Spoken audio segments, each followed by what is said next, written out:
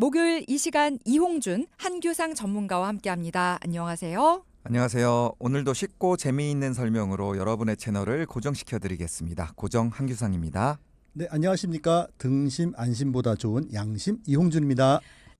자, 오늘 보험은 가입했죠. 그런데 점검은 언제 하셨나요? 네, 이거 저 더 생동감 있게 읽었어야 되는데 보험은 가입하셨죠? 근데 점검은 언제 받으셨죠? 뭐 어쨌든 너무 주제를 잘 뽑아주셨는데 이거에 대해서 말씀을 또 해주신다고요. 연기자 같아요. 지금 했어야 되는데 잘 못했어요. 반성 중이에요. 알겠습니다. 오늘도 역시 그 동키분들에게 도움이 되는 주제로 알찬 내용 재밌게 전달해드리겠습니다. 네. 저희가 그 재무 상담 중에 이 보험을 상담할 때요, 그 우산에 빗대어서 자주 말씀을 드리거든요. 네네. 우리가 평소 맑은 날에는 우산 신경 쓰십니까 보통? 안 쓰죠. 그렇죠. 네. 그러다가 언제 우산을 찾죠? 비가 막 오면은. 그래서 이제 신발장 한 켠에 딱 놔뒀던 우산을 찾아서 딱 펼쳤는데, 아하, 이게 쓰려고 보니까 고장이 나 있거나 혹은 또 일부가 찢어져서 비를 다 못 막아주면 네. 정말 난감한 상황이 오지 않습니까? 네. 그래서 이렇게 맑은 날에 미리미리 우산을 좀 구입해 놓고 또 어디 이상은 없는지 점검도 해야 되는데, 뭐 이쯤 되면 동키분들도 느낌이 딱 오실 거예요. 그죠? 네. 방송을 듣는 바로 오늘이 그 맑은 날입니다. 네. 네. 이게 이제 맑은 날은 바로 건강할 때나 뭐 평소를 의미할 거고요. 네. 비가 오는 날은 내가 몸이 아프거나 혹은 뭐 사고가 난 그런 날을 이제 의미하는 거죠. 아마 많은 분들이 이제 평소에 보험에 대해서 신경을 안 쓰다가 갑작스럽게 이제 사고가 나거나 혹은 몸이 아플 때 그제서야 내 보험은 어떻게 돼 있나 하고 증권을 찾아보거나 아니면 뭐 담당 설계사님들한테 이제 연락을 할 거예요. 그래서 막상 확인을 해보면 아, 이번 경우는 이래서 보장이 안 된다, 저래서 안 된다, 아, 또 그건 보장에서 제외된다, 뭐 이런 얘기를 듣기도 하는데요. 이게 보장이 잘 안 되는 보험이면은 가입할 의미가 없잖아요. 그렇죠. 그래서 오늘 이 시간에는 보험 가입만 하고 점검을 안 하신 분들에게 도움이 아주 될 만한 내용들을 준비했습니다. 네. 사실 뭐 지금 듣고 계신 동키분들도 그렇고 이게 우리나라 국민 전체로 봤을 때도 보험 가입 안 한 분들을 찾기가 어려울 정도입니다. 그런데 가입만 하고 한 번도 점검을 안 받아본 분들 비율을 하면은 거의 대부분일 것 같아요. 그래서 오늘은 일단 두 분 전문가님이 직접 상담해 주신 사연을 먼저 듣고 자세히 들여다보도록 하겠습니다. 방송에 맞게 재구성했는데요. 먼저 들어보시죠. 안녕하세요. 저는 수원에 사는 50대 남자입니다. 현재 중견기업 부장으로 근무 중이고 맞벌이하는 아내와 중학교 2학년 아들, 초등학교 5학년 딸, 이렇게 4인 가족입니다. 가족 전체 보험료가 85만 원으로 제 보험이 35만 원, 아내는 30만 원, 그리고 아이들이 각각 10만 원 정도로 되어 있는데요. 솔직히 가입만 했지 보장이 어떻게 되어 있는지 잘 몰라서 이렇게 도움을 요청합니다. 네, 오늘 사연자분 가족은 전형적인 대한민국의 4인 가족이신 것처럼 느껴집니다. 일단 보험에 가입은 하고 있는데 보장이 어떻게 돼 있는지 전혀 몰라서 이제 점검을 요청을 하셨나 봐요. 네, 맞습니다.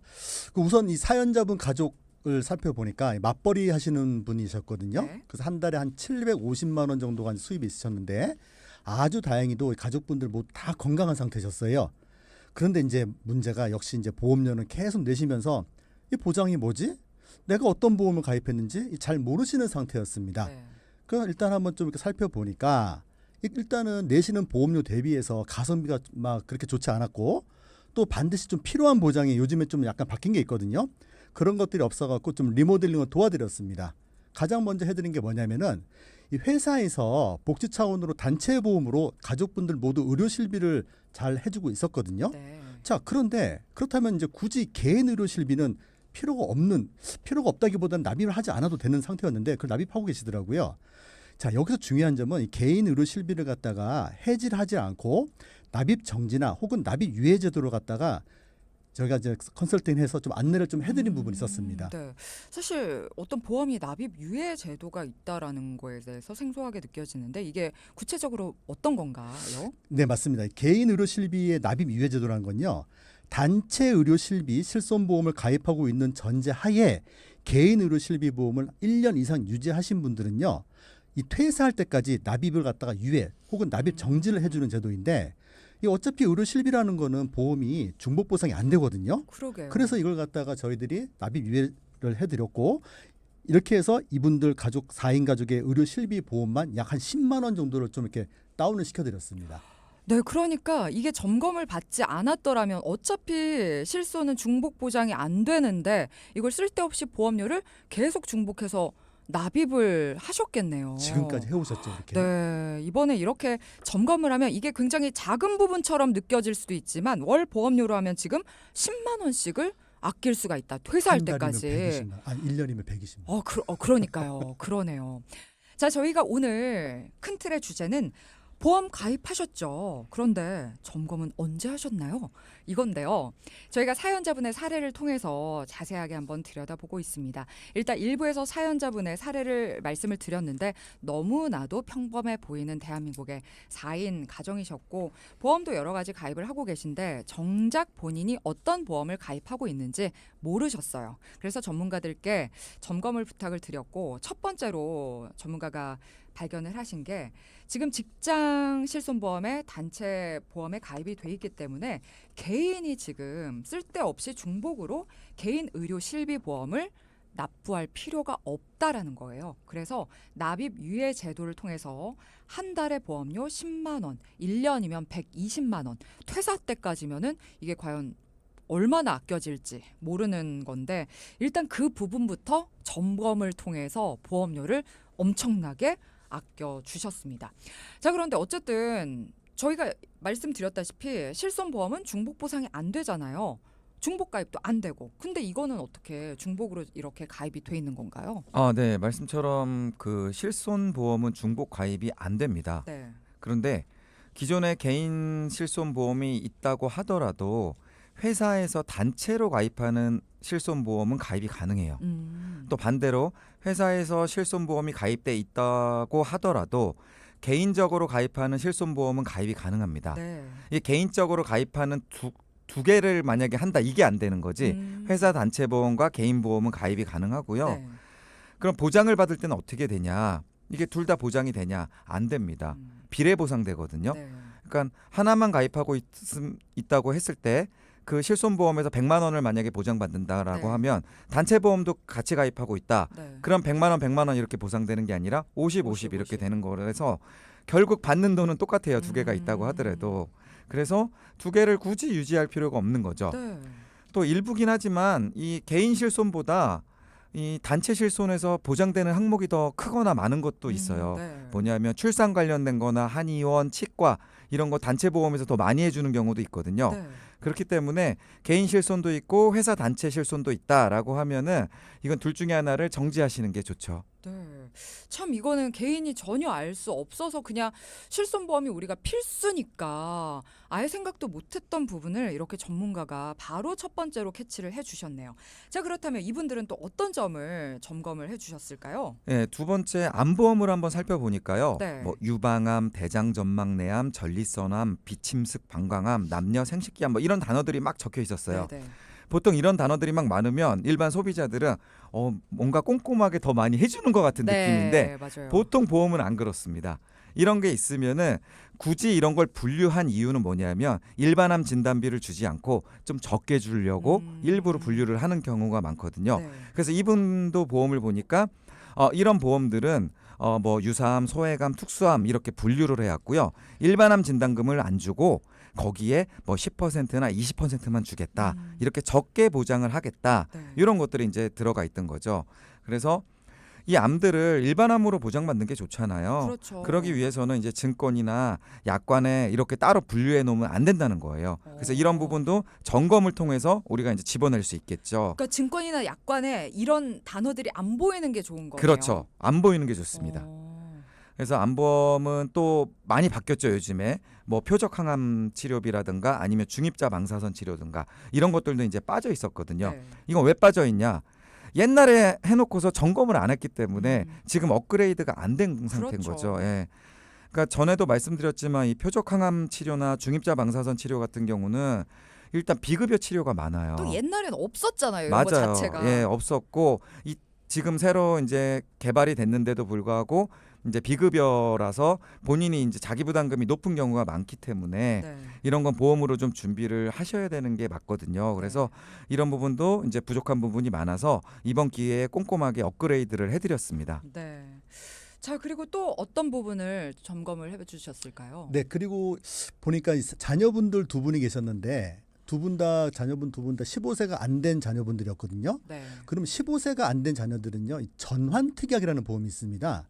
그러니까 모든 보험사에 다 있는 게 아니라 일부 보험사만 있는데, 요거 간단하게 좀 설명드릴게요. 네. 요 보험은 15세 미만 그 자녀가 30살까지 이제 보장을 받는데 굉장히 크게 보장을 받습니다. 네. 그리고 나중에 이제 성인이 되었을 때, 즉 30살 됐을 때, 그때 다시 자녀분께서 90세나 뭐 100세 만기로 해서 계약을 또 연장하는 그런 제도가 있습니다. 예, 이 보험의 가장 큰 장점은요, 자녀분이 뭐 그러면 안 되겠지만 혹시 뭐 큰 병을 앓거나 아니면 큰 사고가 있었다고 하더라도 나중에 30살 됐을 때 증권에 쓰여진 보장 그대로 다시 한번 계약이 가능하다는 겁니다. 나중에 뭐 요 보험에 대해서는 좀 또 네, 시간이 네. 되면은 다시 한번 설명드리겠지만은, 결론적으로 말씀드리자면요, 이 15세 미만의 자녀는요, 성인 보험료로 치면 한 30만 원, 40만 원 정도의 가치 되는 보험으로 불과 한 달 보험 한 4, 5만 원 정도면 충분하게 가입할 수 있는 보험이 바로 있다는 겁니다. 아, 그렇구나. 네.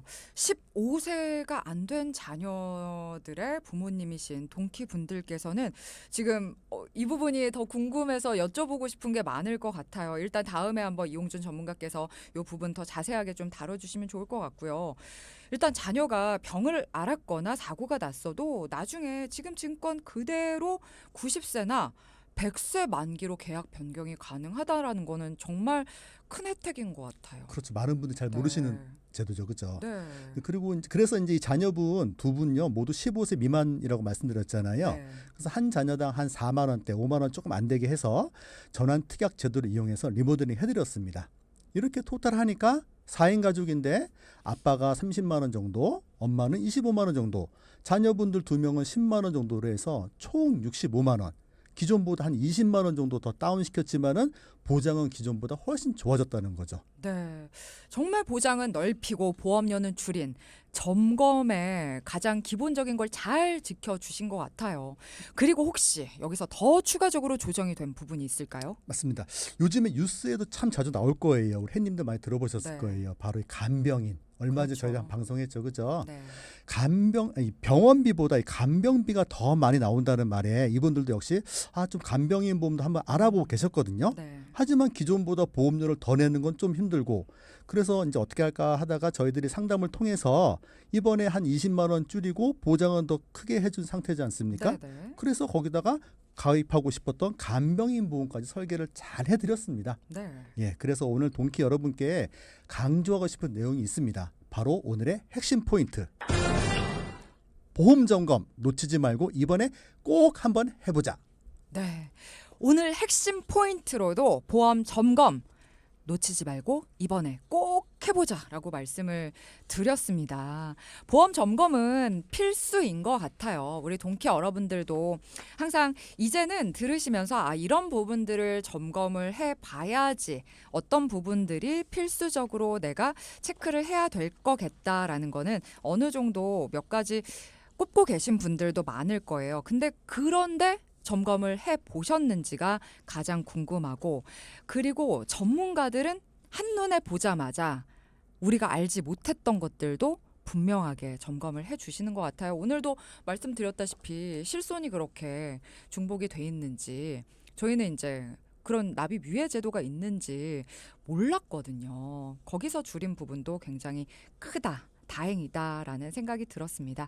그래서 우리 동키 분들도 여러분들의 보험 점검 미루지 마시고요. 보험이라는 게 꼭 필요한 거잖아요. 이게 지금 있다가 없을 것도 아니고요. 그래서 어차피 평생 내 삶을 든든하게 지켜주는 보장 항목으로서 이게 나한테 잘 맞게 구성이 돼 있는지, 아니면 혹시라도 부족한 부분은 없는지, 아니면은 쓸데없이 돈을 내가 보험료를 조금 더 많이 내고 있는 건 아닌지, 이런 것들을 꼭 점검을 해보시기 바랍니다. 그리고 이미 점검하신 동키 여러분이라면은 좋은 건 나눠야 되잖아요. 지인들과 친구, 가족들에게도 꼭 보험 점검 받아보시라고 말씀을 해주시면 좋을 것 같아요. 자, 오늘 이용준 한교상 전문가와 함께 계속해서 이야기 나누고 있습니다. 오늘 주제와 관련해서 또 소개해 주실 또 다른 상담 사례가 있다고요? 네, 20대 분인데요. 실제 상담했던 사례를 말씀드릴 건데요. 네. 이분은 바로 고등학교 졸업 후에 바로 군대를 다녀오고 이제 막 사회생활을 시작한 분이에요.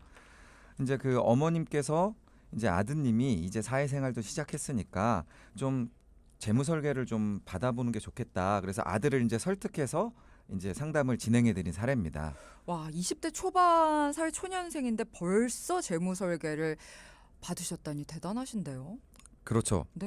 이게 이제 본인의 의지는 아니었으나 아, 네. 어머님의 강요로 인해서 이제 상담을 받으신 건데 그러니까 얼마나 이 중요성에 대해서 알고 계신 어머님이시면 그렇죠. 네. 20대 초반인 분들이 자기가 스스로 나 재무 설계를 좀 받아야 되겠어. 사실 비정상적이죠. 그러니까 왜냐하면 내가 네. 지금까지 뭐 쌓아놓은 돈도 없는데 내가 그렇죠. 무슨 뭐 재무 설계를 받아 이런 식으로만 생각하시는데 그게 아니잖아요. 우리 그렇죠. 재무 설계가 미래에 대해서 계획도 세우는 건데. 사실 많은 분들이 이렇게 딱 돈을 벌기 시작하면 네. 이 월급을 어디에다 어디다 쓸까? 쓸까? 그렇죠. 그거부터 생각하는데 어쨌든 반강제로라도 이렇게 와서 상담을 받은 게 대단한 거거든요. 맞아요. 예, 그래서 이제 이렇게 먼저 증권을 한번 살펴보니까 이제 좀 보험이 좀 잘못된 게 있더라고요. 물론 뭐 본인이 가입한 건 아니고 이제 그것도 또 어머님이 가입하겠지만 그리고 보니까 실손보험이 있고요. 또 종신보험이 있는데 19만 원 정도 내고 있었어요. 근데 이게 사망보험금을 보장을 목적으로 한 종신보험이거든요. 네. 그러니까 이게 사실은 이 20대 초반 남성분한테는 맞지가 않는 거죠. 그렇죠. 네, 그래서 이거를 이제는 종합보험으로 건강보험으로 이제 바꿔드렸거든요. 그래서 한 네. 13만 원 정도로 바꿔드렸는데 여기에 이제 뭐 암 진단비 같은 경우 기존엔 1,000만 원이었는데 이걸 3,000만 원으로 올려드렸고 네. 기존에 이제 암 수술비라든지 뭐 각종 수술비, 표적 항암 치료비, 중입잡 치료비 뭐 이런 것들이 없었거든요. 근데 이런 부분도 다 업그레이드를 해드린 케이스예요. 네. 그러니까 약간 20대에 맞지 않는 사망보험금 위주의 종신보험을 이제는 정말 보장이 넓고 탄탄하게 보장이 되는 종합건강보험으로 바꿔주신 거네요. 네. 여기까지만 들어보시면 그냥 종신보험을 종합건강보험으로 바꿨네라고 이제 생각하실 텐데요. 더 중요한 게 있습니다. 뭔가요? 이분이요. 네. 저희가 작년 11월 달에 이렇게 이제 보험 리모델링을 해드렸는데 올해 4월 달에 위암 진단을 받으신 거예요. 20대 초반인데. 어머나 가족분들도 놀라셨을 거고 그럼요. 좀 다 걱정되는 상황이신가요? 네. 근데 이게 2022년 기준 국가 암 등록 통계 자료를 보면은요. 네. 전체 암 환자 중에 20대, 30대가 차지하는 비율이 약 5% 정도 된대요. 아주 뭐 안 일어나는 일은 아니더라고요. 네네. 대략 15,000명 정도가 20, 30대 암 환자라는 거예요. 더군다나 특히 이제 여성의 비율이 조금 더 높아요. 그러니까 우리나라는 물론 미국에서 이제 40대 이전 암 진단이 좀 증가하고 있다는 연구 결과가 다수 발표되고는 있습니다. 네네.